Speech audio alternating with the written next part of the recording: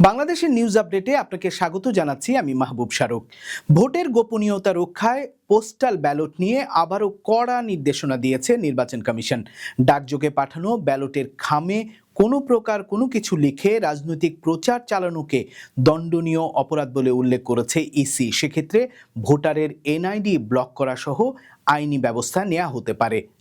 বাংলাদেশ সফররত ইউরোপীয় ইউনিয়নের নির্বাচন পর্যবেক্ষণ মিশনের প্রধান ইভার্স আইজাপস বলেছেন, বাংলাদেশের আসন্ন নির্বাচন শান্তিপূর্ণ, বিশ্বাসযোগ্য ও স্বচ্ছভাবে আয়োজন করা জরুরি। 12ই ফেব্রুয়ারির নির্বাচনকে সামনে রেখে অন্তত 90 জন স্বল্পমেয়াদী পর্যবেক্ষক বাংলাদেশে আসবেন বলে জানিয়েছেন তিনি।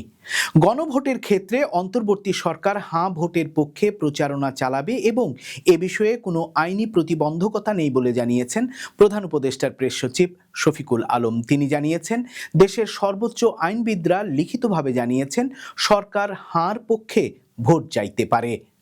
উত্তরের জেলাগুলোতে হাড় কাঁপানো শীতে জনজীবন বিপর্যস্ত হয়ে পড়েছে।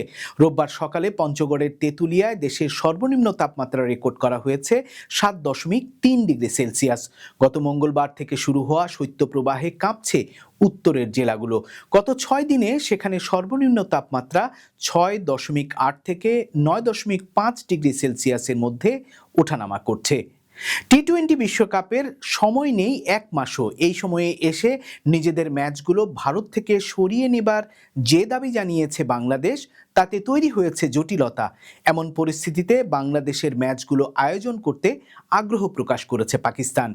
এই ছিল আজকের বাংলাদেশের নিউজ আপডেট। আল্লাহ হাফেজ।